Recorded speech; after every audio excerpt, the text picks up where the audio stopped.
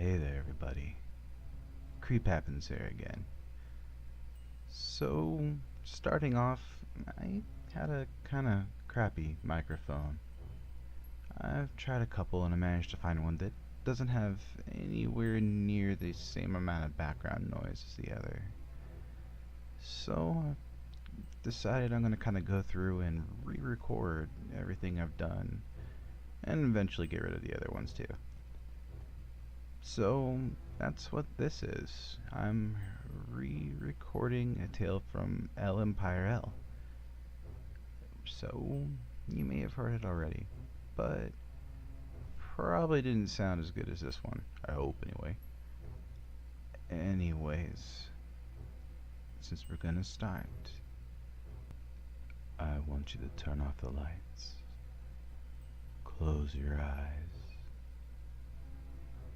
and turn up the volume.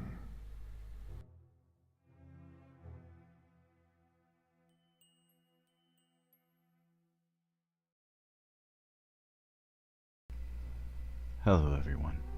I'm a long-time reader, first-time poster, but I'll get right into my experience. My name is John. I have an average life. I'm engaged to my beautiful fiancée, Anne. She just gave birth to her handsome son, Bryce. The transition wasn't as hard as most make it out to be. Changed diapers, the hourly feedings, and being responsible, you know? So, my son is now 3 weeks old, and we have everything situated nicely. We have a modest one-bedroom apartment with a pack and play next to our bed so Anne can check on our prints whenever she's so inclined to. As everything seemed to be going wonderfully, it all started to turn to the worst, slowly but surely. At first, it was just things being out of place, and being a new dad, not getting much sleep, I chalked it up to me just being exhausted. After a few days of this, I noticed our cat acting strangely. He's normally a very affectionate, up-your-ass kind of cat, but since we brought Bryce home, he hasn't even wanted to come near me while holding him. He'd just take the farthest path around us he could. Last night, while Anne was watching Bryce in our bedroom, I scooped up our cat in the kitchen to bring him to our room for a while, and as soon as I made it to the doorway, he flew out of my hands. His coat, standing higher than the ceiling, let out an enormous hiss and hightailed it out of there. Naturally, this made me uneasy, but Anne and I chalked it up to our cat being jealous of Bryce getting all of our attention.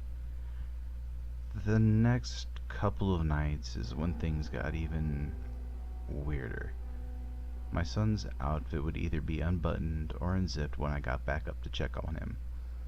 I asked Anne if she could have accidentally done so, being tired and not remembering to do it, but she couldn't give me a concrete answer, but promised to double check more after each diaper change. Last night, I was awoken by what sounded like tapping on my window, which is on the other side of the bed. Being on the second floor in our apartment building, this is almost impossible. But when I checked, there was not a thing.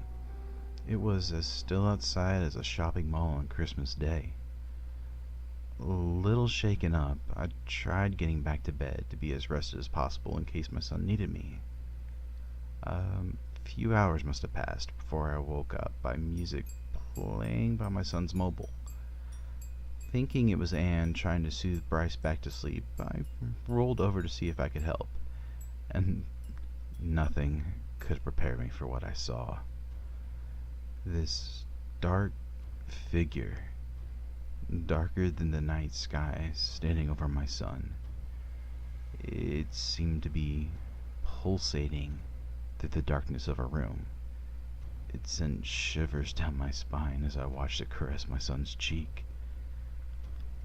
Frozen in fear, I couldn't bear to move as the figure moved closer and closer to Anne and I. The mobile's music got faster and faster, louder and louder, until it seemed to be booming through the walls. I closed my eyes thinking this was going to be the end, and everything went still.